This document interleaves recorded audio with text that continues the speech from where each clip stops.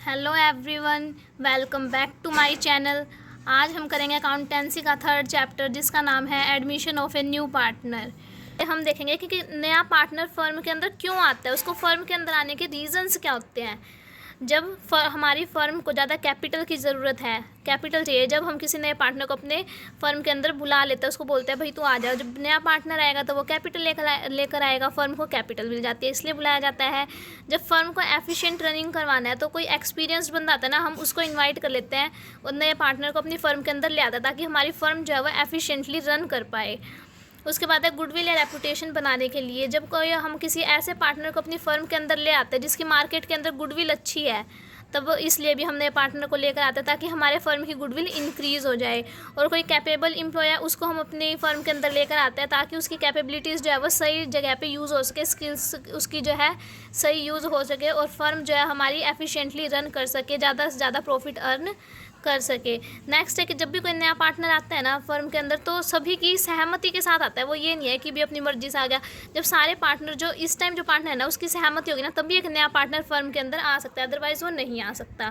फिर जो एक नया पार्टनर है वो जब किसी नई फर्म के अंदर आता है तो वो अपने हिस्से की गुडविल लेकर आता है और कैपिटल लेकर आता है ताकि फर्म के प्रॉफिट में उसे हिस्सा मिल सके, कुछ ना कुछ हिस्सा मिल सके। तो जब कोई नया पार्टनर फर्म के अंदर आता है तो फर्म को क्या क्या एडजस्टमेंट करनी पड़ती है, क्या क्या एंट्रीज करनी पड़ती है अलग से। सबसे पहले फर्म को न्यू प्रॉफिट शेयरिंग रेशियो निकालनी पड़ती है, यानी कि पहले दो पार्टनर थे वो अपना प्रॉफिट डिस्ट्रीब्यूट करते थे, लेकिन अब तीसरे पार्टनर के साथ भी उनको अपना प्रॉफिट डिस्ट्रीब्यूट करना पड़ेगा, तो इसलिए न्यू प्रॉफिट शेयरिंग रेशियो निकालनी पड़ती है।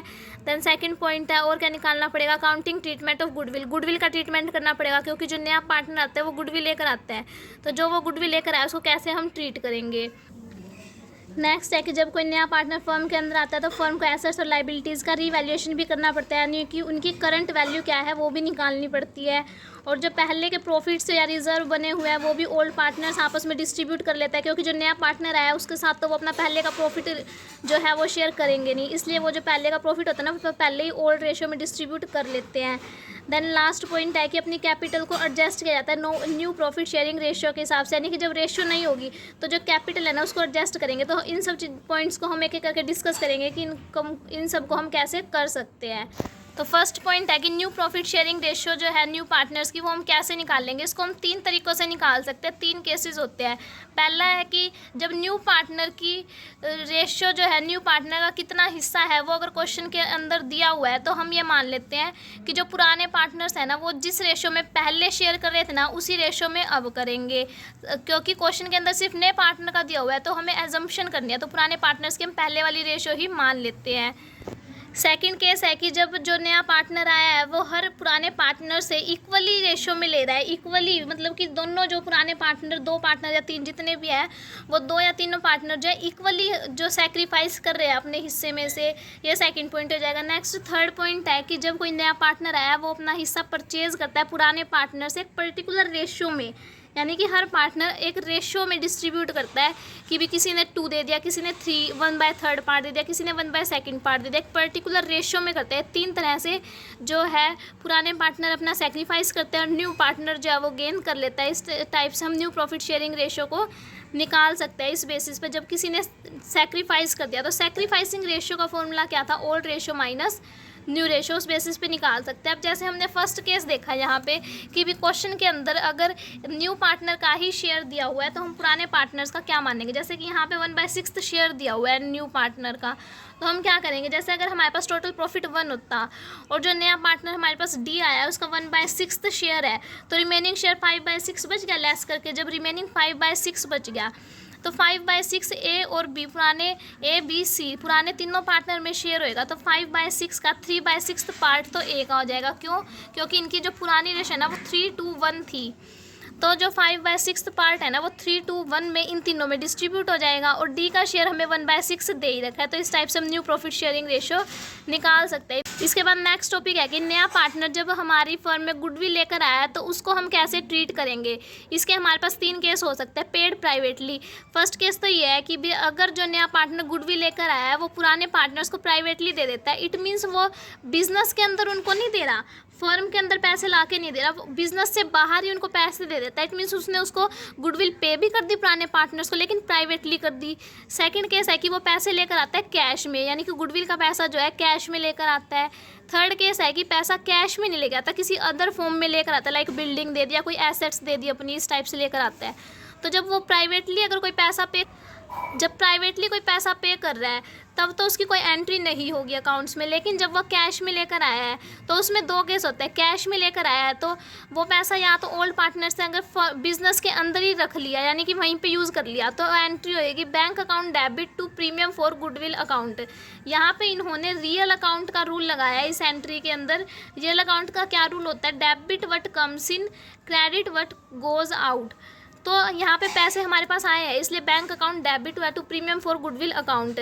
देन प्रीमियम फॉर गुडविल जो हमारे पास आई है गुडविल का पैसा, वो ओल्ड पार्टनर्स कैपिटल अकाउंट में ट्रांसफ़र कर दिया जाएगा उनकी सैक्रिफाइसिंग रेशियो के अंदर। ये एंट्री होएगी। अगर जो गुडविल आई है हमारे पास वो अगर बिजनेस के अंदर रख ली तो ये दोनों जर्नल एंट्री करनी है।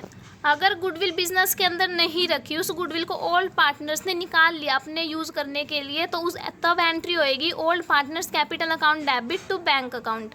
नेक्स्ट है कि अगर जो नया पार्टनर आया है वो गुडविल कैश में नहीं लेकर आया तो उस पर अकाउंटिंग स्टैंडर्ड 26 अप्लाई होएगा। इसमें क्या होता है कि जो बिज़नेस की परचेज्ड गुडविल होती है, यानी बिज़नेस ने कुछ ना कुछ पैसे पे करके गुडविल परचेज़ किया है, तो वही गुडविल सिर्फ अकाउंट्स के अंदर एंटर होएगी। जो सेल्फ जनरेटेड गुडविल होती है ना, वो एंटर नहीं होती। तो हमारे पास टॉपिक ये है कि अगर नया पार्टनर कैश में अपनी गुडविल लेकर नहीं आया तो क्या आएगा, तब क्या एंट्री होएगी? तो एंट्री होएगी new partners current account debit to old partners capital account. और यहाँ पे उनकी सैक्रिफाइसिंग रेशियो वाली एंट्री होएगी अगर वो गुडविल कैश में नहीं लेकर आया तो। और अगर गुडविल हमारी पहले ही बुक्स के अंदर एंटर हो रखी है, यानी कि नया पार्टनर कोई गुडविल नहीं लेकर आया, लेकिन पहले ही फर्म की कोई ना कोई गुडविल थी, वो हमने बुक्स के अंदर एंटर कर रखा है, तो हम जब प्रॉफिट शेयरिंग रेशियो चेंज होगी तो पुरानी गुडविल की क्या एंट्री करेंगे? पुरानी गुडविल की old partners capital account debit to goodwill account. यहाँ पे हम गुडविल को राइट ऑफ कर देंगे, पहले वाली गुडविल को, यानी पहला हिसाब ना हम सारा पहले ही कर देंगे ताकि नया पार्टनर आए तो हमें कोई प्रॉब्लम ना हो। नेक्स्ट टॉपिक है हमारा हिडन गुडविल, यानी कि अगर हमें क्वेश्चन के अंदर गुडविल जो है मेंशन नहीं है, हमें खुद निकालनी है गुडविल जो है वो छुपी हुई है, तो हम कैसे निकालेंगे? तो हम क्या करेंगे, total capital of the firm जो है उसके बेस पे निकाल सकते हैं, और profit sharing ratio of partners की प्रॉफिट शेयरिंग रेशियो के बेस पे और टोटल कैपिटल ऑफ फर्म के बेस पे हम जो है हिडन गुडविल को भी निकाल सकते हैं। जैसे हम इसमें एक एग्जांपल के थ्रू समझेंगे। ए और बी दो पार्टनर्स थे, उनकी फर्म के अंदर कैपिटल है 30,000 और 20,000। जो सी नया पार्टनर आया उसका फर्म के अंदर 1/4 शेयर है, वो कैपिटल लेकर आया 24,000। तो इसके बेस पे सी का जो शेयर है उसके हिसाब से फर्म की कैपिटल बनती है 96,000। 24,000 वो लेकर आया, 4 × 1 से अगर मल्टीप्लाई करते तो 96,000 फर्म की कैपिटल बनती है। लेकिन अगर हम वैसे टोटल करके देखें कैपिटल ऑफ फर्म को, अभी तक जितना भी हमारे पास कैपिटल आई है उन तीनों को टोटल करें तो 74,000 ही है हमारे पास। इट मीन्स जो हमारे पास एक्स्ट्रा पैसे है वो किस चीज़ के हैं? वो 22,000 जो हमारे पास एक्स्ट्रा है वो गुडविल के है। 96 में 74,000 माइनस करेंगे, 22,000 जो एक्स्ट्रा है वो हिडन गुडविल है। वो चीज़ हमें पता नहीं है किस चीज़ की है, तो हम उसको गुडविल मान लेंगे, वो हिडन गुडविल है। क्योंकि जब हमने कैपिटल का पैसा अलग निकाल दिया हर पार्टनर का, जो पैसे हमारे पास बच गए वो किस चीज़ के बचे? गुडविल के ही बचे, इसलिए हिडन गुडविल का ऐसे निकालेंगे। नेक्स्ट टॉपिक है new partner brings proportionate capital, यानी नया पार्टनर कितनी कैपिटल लेकर आएगा जब फर्म के अंदर आता है। तो वो हम काफ़ी एडजस्टमेंट करते हैं, रिवैल्यूएशन अकाउंट बनाते हैं, उसके बाद बताते हैं कि भाई उसका इतना शेयर है तो उसको इतनी कैपिटल लेकर आनी है। कैसे निकालेंगे? जैसे एक की जो फर्म के अंदर कैपिटल लगी हुई है 24,000 लगी हुई है, बी की लगी हुई है 16,000, सी नया पार्टनर आया 1/5 शेयर के लिए, तो सी की कैपिटल कितनी होएगी? जैसे कि ए और बी का शेयर है, जब उन्होंने 1/5 इसको दे दिया तो उनका कितना बचा? 4/5। टोटल शेयर अगर 5 है तो 1/5 हमने उसको दे दिया तो शेयर कितना बचा? 4/5 बचा ए और बी का। और ए और बी के कंबाइंड कैपिटल कितने हैं? इन दोनों को प्लस कर देंगे, 40,000 आ जाएगी इनकी कंबाइंड कैपिटल। और टोटल कैपिटल ऑफ फर्म की टोटल कैपिटल कितनी निकलेगी? 40,000 है दो जनों की, इसका 5/4 कर लेंगे, इसको उल्टा कर देंगे तो यहाँ पे टोटल कैपिटल आ जाएगी। उसके बाद सी की कैपिटल, सी 1/5 शेयर के लिए आया हमारी फर्म के अंदर, 1/5 शेयर के लिए आया तो टोटल कैपिटल 50 है, उसका 1/5 शेयर निकाल देंगे 10,000। इट मीन्स सी को जो है 10,000 रुपीज़ लेकर आना है हमारी फर्म में एंटर होने के लिए। Is it clear? Then next हमारा आज का लास्ट टॉपिक रहेगा adjustment of old partners capital account on the basis of new partners capital, यानी कि नया पार्टनर जो कैपिटल लेकर आया है उसके हिसाब से हम ओल्ड पार्टनर्स के कैपिटल अकाउंट को कैसे एडजस्ट करके चलेंगे। सबसे पहले तो इसके लिए हमें क्या करना पड़ेगा, टोटल कैपिटल निकालनी पड़ेगी फर्म की। देन हर एक पार्टनर की अलग अलग हम कैपिटल निकाल लेंगे। टोटल कैपिटल कैसे निकालेंगे वो हमने अभी बात की है यहाँ पे, जैसे कि टोटल कैपिटल हम कैसे निकाल सकते हैं, जैसे कि पुराने पार्टनर्स की कैपिटल निकाल लेंगे। उसके बाद जो नए पार्टनर को देने के बाद हमारे पास जो हिस्सा बचा उसको उल्टा कर देंगे, यहाँ से हमारी टोटल कैपिटल आ जाएगी। और हर पार्टनर की अलग अलग कैपिटल निकाल लेंगे, उनके हिस्से के हिसाब से डिवाइड कर देंगे टोटल कैपिटल को। देन जर्नल एंट्री होएगी इसके लिए, अगर किसी पार्टनर की कैपिटल हमारे पास पहले से ही ज़्यादा है, यानी कि उसने हमारी फर्म के अंदर अब नई प्रॉफिट शेयरिंग रेशियो के हिसाब से 50,000 रुपये लाने हैं, लेकिन हम उसके हमारे पास पहले से 60,000 रुपये प्रेजेंट हैं, तो हम क्या करेंगे 10,000 रुपये हमें उसके वापस करने पड़ेंगे क्योंकि वो एक्स्ट्रा है। तो उसके लिए एंट्री होएगी old partners capital account debit to bank account. लेकिन अगर हमारे पास कैपिटल उसकी कम पड़ी, अगर किसी पुराने पार्टनर की कैपिटल कम है, लाइक हमें उससे 40,000 रुपये चाहिए लेकिन हमारे पास 30,000 रुपये प्रेजेंट है, तो हमें उससे 10,000 रुपये मांगने पड़ेंगे। तो उसके लिए एंट्री होगी bank account debit to old partners capital account. ये था हमारा कि हम नए पार्टनर की जो कैपिटल आई है उसके बेस पे पुराने पार्टनर्स की कैपिटल को कैसे एडजस्ट करेंगे।